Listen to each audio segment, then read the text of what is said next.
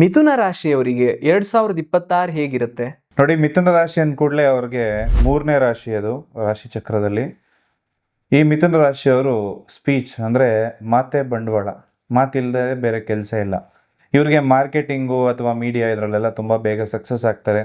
ಹಾಗೆ ಇವರು ಸಕ್ಸಸ್ ಆಗೋದಕ್ಕೆ ಮೂಲ ಕಾರಣ ಇವರಲ್ಲಿರುವಂಥ ಒಂದು ಕಾನ್ಫಿಡೆನ್ಸು. 90% ಜನ ಯಾವುದೇ ಕಾರಣಕ್ಕೂ ಹೆದರೋದಿಲ್ಲ, ಮುನ್ನುಗ್ಗಿ ಮಾಡ್ತಾರೆ. ಇನ್ನೂ 10% ಜನ ಸ್ವಲ್ಪ ಯೋಚನೆ ಮಾಡ್ತಾರೆ, ನನಗೆ ಕೆಲಸ ಆಗುತ್ತಾ ಇಲ್ವೋ ನನ್ನ ಕೈಲಿ.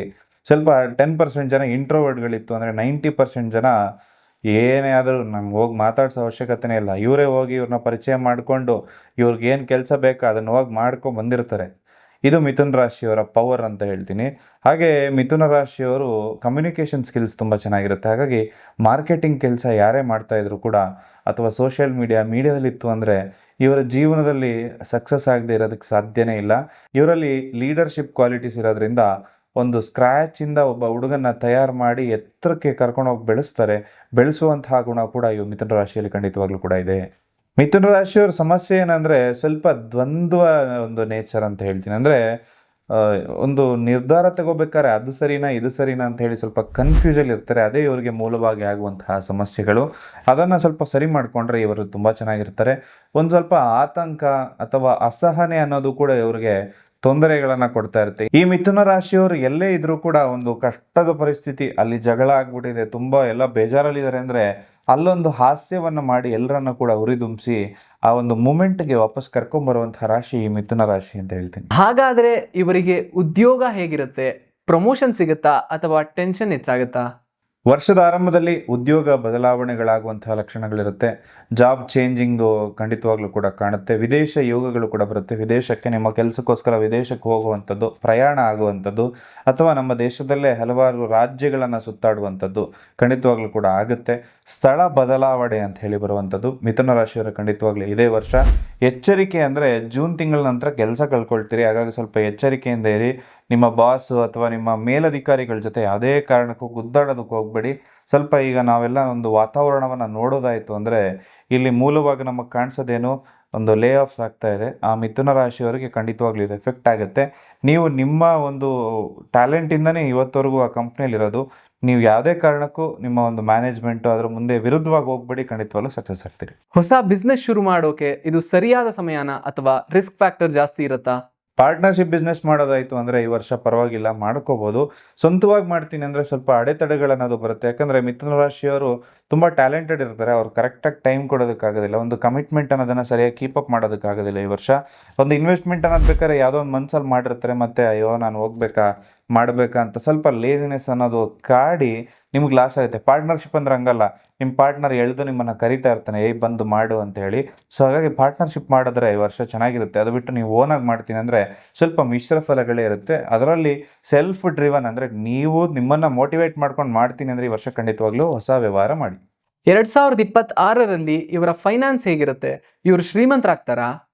ಆದಾಯದ ಮೂಲಗಳು ಅಂತ ಬರುತ್ತೆ. ಅಂದರೆ ಇನ್ಕಮ್ ಸೋರ್ಸು. ಒಂದು ನಳ್ಳಿಯಲ್ಲಿ ಮನೇಲಿ ನೀರು ಬಿಡ್ತೀನಿ ಅಂದರೆ ಆ ನೀರು ತೊಟ್ಟಿಗ್ತಾ ಇರುತ್ತೆ, ಇನ್ನೊಂದು ಕಡೆ ಹರ್ಕೊಂಡು ಹೋಗ್ತಾ ಇರುತ್ತೆ. ಹಾಗಾಗಿ ದುಡ್ಡು ಉಳಿಸೋದಕ್ಕಾಗೋದಿಲ್ಲ. ಮಿಥುನ ರಾಶಿಯವರು ಪ್ರತಿಯೊಬ್ಬರು ಕೂಡ ಆದಾಯದಲ್ಲಿ ಹೊಸ ಹೊಸ ರೀತಿಯನ್ನು ಕಂಡುಹಿಡಿಬೇಕು. ಒಂದು ಇನ್ವೆಸ್ಟ್ಮೆಂಟ್ ಮಾಡಿ, ಒಂದು ಹಳೆ ಇನ್ವೆಸ್ಟ್ಮೆಂಟ್ ಮಾಡಿರ್ತೀರಿ, ಅದರಲ್ಲಿ ಈ ವರ್ಷ ಲಾಭ ಆಗುತ್ತೆ. ಬಿಟ್ಟರೆ ನೀವು ಆದಾಯದ ಮೂಲಗಳನ್ನು ಜಾಸ್ತಿ ಮಾಡಬೇಕಂದ್ರೆ ಒಂದು ಬರೀ ಕೆಲಸಕ್ಕೆ ಹೋಗ್ತೀನಿ ಅಂದರೆ ಆಗೋದಿಲ್ಲ. ಜೊತೆಗೆ ಇನ್ನೊಂದು ಸಣ್ಣ ಪುಟ್ಟದ ಏನೋ ಒಂದು ಮಾಡ್ಕೋಬೇಕು. ಆಗ ಮಾತ್ರ ಮಿಥುನ ರಾಶಿಯವರು ಈ ವರ್ಷ ಸಕ್ಸಸ್ ಆಗೋದಕ್ಕೆ ಸಾಧ್ಯ. ಆಗಸ್ಟ್ ನಂತರ ಸ್ವಲ್ಪ ಧನಲಾಭ ಆಗುತ್ತೆ. ಇವರಿಗೆ ಈ ವರ್ಷ ಆದ್ರೂ ಮದುವೆ ಆಗುತ್ತಾ? ಕಂಕಣ ಭಾಗ್ಯ ಕೂಡಿ ಬರುತ್ತಾ? ಮದುವೆ ಹುಡುಗ ಹುಡುಗಿ ಹುಡುಕ್ತಾ ಇರೋಂಥವ್ರಿಗೆ ವಿವಾಹದಲ್ಲಿ ಖಂಡಿತವಾಗ್ಲೂ ಕೂಡ ಸಾಧ್ಯ ಇರುತ್ತೆ. ಆಗಸ್ಟ್ ತಿಂಗಳ ನಂತರದಲ್ಲಿ ಖಂಡಿತವಾಗ್ಲೂ ಪೂರಕವಾಗಿರುತ್ತೆ. ವಿಶೇಷವಾಗಿ ವರ್ಷದ ಮಧ್ಯಭಾಗದಲ್ಲಿನೇ ಇವ್ರಿಗೆ ಮದುವೆ ಯೋಗಗಳು ಹೆಚ್ಚಾಗಿ ಕಾಡ್ತಾ ಇರುತ್ತೆ. ಜೊತೆಲಿ ಇವರು ಒಂದು ತಪ್ಪೇನು ಮಾಡ್ತಾರೆ ಅಂದರೆ ನನಗೆ ಇದೇ ಥರ ಹುಡುಗ ಬೇಕು, ನನಗೆ ಇದೇ ಥರ ಹುಡುಗಿ ಬೇಕು ಅಂತೇಳಿ ಹುಡುಕ್ತಾ ಇರ್ತಾರೆ. ಅವಾಗ ಖಂಡಿತವಾಗ್ಲೂ ಸಿಗೋದಿಲ್ಲ. ನಿಮ್ಮ ಒಂದು ಸ್ಟ್ಯಾಂಡರ್ಡ್ಸ್ ಅಂದರೆ ನನಗೆ ಒಂದು 10 ಪಾಯಿಂಟ್ ಬೇಕು, ನನ್ನ ಹುಡುಗ ಇದೇ ಥರ ಇರಬೇಕು, ನನ್ನ ಹುಡುಗಿ ಇದೇ ಥರ ಇರಬೇಕು ಅಂತ ಹುಡುಕ್ತಾ ಇದ್ರೆ ಈ ವರ್ಷ ಮದುವೆನೇ ಆಗಲ್ಲ. ಅದ್ರ ಬದಲು ಒಂದು ಪರವಾಗಿಲ್ಲಪ್ಪ, ಒಂದು 2 ಪಾಯಿಂಟ್ ಹೋದ್ರೂ ಪರವಾಗಿಲ್ಲ, 8 ಪಾಯಿಂಟ್ ಮ್ಯಾಚ್ ಆಗ್ತಾ ಇದೆಯಲ್ಲ, ಆಗೋಣ ಅಂದರೆ ಈ ವರ್ಷ 100% ಮದುವೆ ಆಗುತ್ತೆ. ಲವ್ ಲೈಫ್ ಹೇಗಿರುತ್ತೆ? ಈ ವರ್ಷ ಆದ್ರೂ ಎಲ್ಲ ಚೆನ್ನಾಗಾಗುತ್ತಾ ಅಥವಾ ಬ್ರೇಕಪ್ ಆಗೋ ಚಾನ್ಸಸ್ ಇರುತ್ತಾ? ಬ್ರೇಕಪ್ ಆಗೋ ಚಾನ್ಸಸ್ ಇದೆ. ಯಾಕಂದರೆ ಸ್ವಲ್ಪ ನಿಮ್ಮ ಮನಸ್ಸು ಆ ಕಡೆ ಈ ಕಡೆ ಎಳಿತಾ ಇರೋದ್ರಿಂದ ಈ ಒಂದು ಪ್ರೀತಿ ಒಂದು ಕತ್ತಿಯಲ್ಲಿ ಆ ಕಡೆ ಗರಗಸ ಎಳಿತಾ ಇದೆ. ಈಗ ಈ ಒಂದು ಬ್ರೇಕಪ್ ಆಗೋ ಚಾನ್ಸಸ್ ಇರುತ್ತೆ. ಬಟ್ ನಿಮ್ಮ ಪ್ರೀತಿ, ನಿಮ್ಮ ವಿಶ್ವಾಸ ಅಂತಕ್ಕಂಥದ್ದು ಗಾಢವಾಗಿ ಯಾರು ಇಟ್ಕೊಂಡಿರ್ತೀರೋ ಖಂಡಿತವಾಗ್ಲೂ ಏನು ತೊಂದರೆ ಆಗೋದಿಲ್ಲ. ಜೀವನದಲ್ಲಿ ಅಭಿವೃದ್ಧಿಯನ್ನು ಹೊಂದುತ್ತೀರಾ. ಹಾಗೆ ಮಾತುಗಾರಿಕೆ ನೀವು ತುಂಬ ಚೆನ್ನಾಗಿ ಮಾತಾಡ್ತಾ ಇರ್ತೀರಿ. ಅಂದರೆ ಬೆಣ್ಣೆಲಿ ಕೂದಲು ತೆಗೆಯೋದಂತಾರಲ್ಲ, ಆ ಥರ ಮಿಥುನ ರಾಶಿಯವ್ರು ಮಾತಾಡ್ತಾ ಇದ್ದಾಗ ನಿಮ್ಮ ಪ್ರೀತಿಯೆಲ್ಲ ಯಾವ ವಿಚಾರದಲ್ಲೂ ಏನೂ ತೊಂದರೆ ಆಗಲ್ಲ. ಇವರ ಕುಟುಂಬದ ವಾತಾವರಣ ಹೇಗಿರುತ್ತೆ? ನೆಮ್ಮದಿ ಇರುತ್ತಾ, ಕಲಹ ಇರುತ್ತಾ? ನೋಡಿ, ಮಕ್ಕಳು ಇಲ್ಲ ಅಂತ ಯಾರ ಯೋಚನೆ ಮಾಡ್ತಾ ಇದ್ರೆ ಮಿಥುನ ರಾಶಿಯವರಿಗೆ ಸಂತಾನ ಫಲ ಇರುತ್ತೆ. ಹಾಗೆ ಮಕ್ಕಳಿಂದ ಸ್ವಲ್ಪ ಶುಭ ವಾರ್ತೆ ಅಂತಕ್ಕಂಥದ್ದು ಈ ವರ್ಷ ಪಡ್ಕೊಳ್ತೀರಿ. ಹಾಗೆ ತಂದೆಯೊಟ್ಟಿಗೆ ಸ್ವಲ್ಪ ಸಣ್ಣ ಪುಟ್ಟ ಭಿನ್ನಾಭಿಪ್ರಾಯಗಳಾಗ್ಬೋದು. ಸಹೋದರ ಸಹೋದರಿಯವರೊಂದಿಗೆ ಕೂಡ ಸಣ್ಣ ಪುಟ್ಟ ಭಿನ್ನಾಭಿಪ್ರಾಯಗಳಾಗ್ಬೋದು. ಭಿನ್ನಾಭಿಪ್ರಾಯ ಆಗೋದು ತಪ್ಪಲ್ಲ. ಭಿನ್ನಾಭಿಪ್ರಾಯನ ಲ್ಯಾಗ್ ಮಾಡೋದಕ್ಕೆ ಹೋಗ್ಬೇಡಿ. ಅದನ್ನ ಅಲ್ಲಿಗೆ ಬಿಟ್ಟು ಆಯ್ತು ಬಿಡಿ, ಆಗಿದ್ದಾಯ್ತು ಅಂತ ಹೇಳಿ ನೀವೇ ಮುಂದಕ್ಕೆ ಹೋಗ್ಬಿಡಿ. ಖಂಡಿತವಾಗ್ಲೂ ಶುಭ ಆಗುತ್ತೆ. ಹೊಸ ಮನೆ ಕಟ್ಟುವಂಥ ಯೋಗ ಅಥವಾ ಮನೆಯನ್ನ ರಿಪೇರಿ ಮಾಡುವಂಥದ್ದು, ನವೀಕರಣ ಮಾಡುವಂಥ ಯೋಗ ಈ ವರ್ಷ ಬರುತ್ತೆ. ಇವರಿಗೆ ಆರೋಗ್ಯ ಹೇಗಿರುತ್ತೆ? ಆರೋಗ್ಯದ ವಿಷಯದಲ್ಲಿ ದೊಡ್ಡದಾಗಿ ಏನಾದರೂ ಏರುಪೇರಾಗತ್ತಾ? ಮಿಥುನ ರಾಶಿಯವರು ಭುಜಕ್ಕೆ ಸಂಬಂಧಪಟ್ಟಂತಹ ಸಮಸ್ಯೆಗಳನ್ನು ಈ ವರ್ಷ ಎದುರಿಸ್ಬೋದು. ಸ್ವಲ್ಪ ಅದರ ಬಗ್ಗೆ ಎಚ್ಚರಿಕೆಯನ್ನು ವಹಿಸ್ಕೋಬೇಕಾಗತ್ತೆ ಪ್ರತಿಯೊಬ್ಬ ಮಿಥುನ ರಾಶಿಯವರು ಕೂಡ. ಅಂದರೆ ಏನೋ ಒಂದು ಭಾರದ ವಸ್ತುವನ್ನು ಎತ್ತಕ್ಕೆ ಹೋಗಿ ನನ್ನ ಕೈಲಾಗುತ್ತೆ, ನಾನು ಮಾಡ್ತೀನಿ ಅಂತೇಳಿ ನೀವೇ ಎತ್ತಕ್ಕೆ ಹೋಗಿ ನೀವೇ ಸಮಸ್ಯೆಗೆ ಸಿಗಾಕೊಳ್ಳುವಂಥದ್ದು. ಸ್ವಲ್ಪ ಅದನ್ನು ಅವಾಯ್ಡ್ ಮಾಡ್ಕೊಳ್ಳಿ. ನಿಮ್ಮ ಕೈಲಿ ಎಷ್ಟು ವೆಯ್ಟ್ ಆಗುತ್ತೆ ಅಷ್ಟನ್ನು ಒಂದು ವೆಯ್ಟನ್ನು ಎತ್ಕೊಳ್ಳಿ. ಹಾಗೆ ಜಿಮ್ ಮಾಡೋರು ಅಷ್ಟೇ ಸ್ವಲ್ಪ ನಿಯಮಿತವಾದಂಥ ಒಂದು ವರ್ಕೌಟನ್ನು ಮಾಡಿ ಅಂತ ಹೇಳ್ತೇನೆ. ಹಾಗೆ ಆರೋಗ್ಯದ ಬಗ್ಗೆ ತುಂಬ ನೀವು ಮಾನಸಿಕವಾಗಿ ಸ್ವಲ್ಪ ಒತ್ತಡ ಇರುತ್ತೆ, ಸ್ವಲ್ಪ ಸ್ಟ್ರೆಸ್ ಇರುತ್ತೆ. ಅದನ್ನು ಆದಷ್ಟು ಕಂಟ್ರೋಲ್ ಮಾಡಲಿಕ್ಕೆ ಮೆಡಿಟೇಷನ್ ಮಾಡಿ ಅನ್ನೋ ಸಲಹೆಯನ್ನು ಕೊಡ್ತೀನಿ. ಯಾವ ವಿಷಯದಲ್ಲಿ ಇವರು ತುಂಬ ಎಚ್ಚರಿಕೆಯಿಂದ ಇರಬೇಕು? ತುಂಬ ದೊಡ್ಡ ಗಂಡಾಂತರ ಅನ್ನೋದೇನಾದರೂ ಇದೆಯಾ?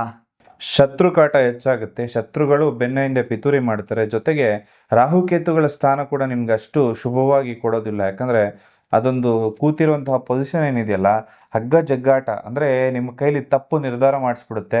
ಆ ತಪ್ಪು ನಿರ್ಧಾರದಿಂದಾಗಿ ವರ್ಷ ಪೂರ್ತಿ ಸಫರ್ ಆಗ್ತೀರ. ಹಾಗಾಗಿ ಯಾವುದೇ ಡಿಸಿಷನ್ ತಗೊಳ್ಳೋಕ್ಕಿಂತ ಮುಂಚೆ ಗುರು ಹಿರಿಯರ ಜೊತೆ ಚರ್ಚೆ ಮಾಡಿ ಅನಂತರ ತಗೊಳ್ಳಿ. ಇವರು ಮಾಡಬೇಕಾಗಿರೋ ಪರಿಹಾರಗಳೇನು ಅಂತ ಒಂಚೂರು ತಿಳಿಸ್ಕೊಡ್ತೀರಾ? ಗಣೇಶನ ಆರಾಧನೆಯನ್ನು ಮುಖ್ಯವಾಗಿ ನೀವು ಮಾಡಬೇಕಾಗತ್ತೆ. ಬುಧಗ್ರಹದ ಆರಾಧನೆಯನ್ನು ಮಾಡಿ ವಿಷ್ಣು ಸಹಸ್ರನಾಮವನ್ನು ಪ್ರತಿನಿತ್ಯ ಓದ್ಕೊಳ್ಳಿ. ಗಣೇಶನ ಮಂತ್ರ ಓಂ ಗಣಪತಯೇ ನಮಃ. ಗಣಗಳಿಗೆ ಅಧಿಪತಿ ಗಣೇಶನ ಮಂತ್ರವನ್ನು ಹೇಳ್ಕೊಳ್ಳಿ. ಹಾಗೆ ಹಸಿರು ಬಟ್ಟೆ, ಹಸಿರು ಒಂದು ವಸ್ತುಗಳನ್ನು ದಾನ ಮಾಡುವಂಥದ್ದು, ಹಸುವಿಗೆ ಆಹಾರವನ್ನು ಕೊಡುವಂಥದ್ದು ಎಲ್ಲವೂ ಕೂಡ ಶುಭವಾಗಿ ಕೊಡುತ್ತೆ. ಹಾಗೆ ಓಂ ಬ್ರಾಂ ಬ್ರೀಂ ಬ್ರೌಂ ಸಹ ಬುಧಾಯ ನಮಃ ಅಂತಕ್ಕಂಥ ಮಂತ್ರವನ್ನು ದಿನನಿತ್ಯ 108 ಬಾರಿ ಹೇಳ್ಕೊಳ್ಳಿ. ಈ ಮಂತ್ರವನ್ನು ಬುಧ ಬೀಜ ಮಂತ್ರ ಅಂತ ಹುಡುಕರೆ ನಿಮಗೆ ಸಿಗುತ್ತೆ. ಹಾಗೆ ಹಕ್ಕಿಗಳಿಗೆ, ಪಕ್ಷಿಗಳಿಗೆ ಆಹಾರವನ್ನು ಹಾಕೋದು ಕೂಡ ಶುಭದಾಯಕ ಫಲಗಳನ್ನು ನಿಮ್ಗೆ ಕೊಡುತ್ತೆ.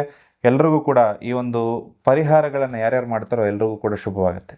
ಗುರುಜಿ, ನೀವು ಬಂದ ಕೂಡಲೇ ನನಗೆ ಈ ಕ್ರಿಸ್ಟಲ್ಸ್ ಹಾಕ್ಸಿದ್ರಿ. ಈ ಕ್ರಿಸ್ಟಲ್ಸ್ ಬಗ್ಗೆ ಸ್ವಲ್ಪ ಮಾಹಿತಿ ತಿಳಿಸ್ತೀರಾ? ಈ ಕ್ರಿಸ್ಟಲ್ಸ್ ಹಾಕೋದ್ರಿಂದ ನಿಜವಾಗ್ಲೂ ಮನುಷ್ಯನ ಹಣೆ ಬರಹ ಏನಾದ್ರೂ ಚೇಂಜ್ ಆಗುತ್ತಾ? ಈ ಕ್ರಿಸ್ಟಲ್ಸ್ ಹಾಕೊಂಡ್ರೆ ಆ ವ್ಯಕ್ತಿ ಕಷ್ಟನೇ ಬರೋದಿಲ್ವಾ? ಇದು ವಿಜ್ಞಾನನ ಅಥವಾ ಬರೀ ನಂಬಿಕೆನೋ? ಇವತ್ತಿನ ಟ್ರೆಂಡ್ ಅಲ್ಲಿ ತುಂಬಾ ಜನ ಈ ಕ್ರಿಸ್ಟಲ್ಸ್ ನ ಹಾಕೊಂಡಿರ್ತಾರೆ. ಇದು ಬರೀ ಸ್ಟೈಲ್ಗೋಸ್ಕರನ ಅಥವಾ ಇದರಿಂದ ಏನಾದ್ರೂ ಉಪಯೋಗಗಳು ನಿಜವಾಗ್ಲೂ ಇದೆಯಾ? ನೋಡಿ, ಒಬ್ಬ ವ್ಯಕ್ತಿಯ ಹಣೆ ಬರಹವನ್ನು ಬದಲಾಯಿಸೋದಕ್ಕೆ ಯಾರಿಂದನೂ ಕೂಡ ಸಾಧ್ಯ ಇಲ್ಲ.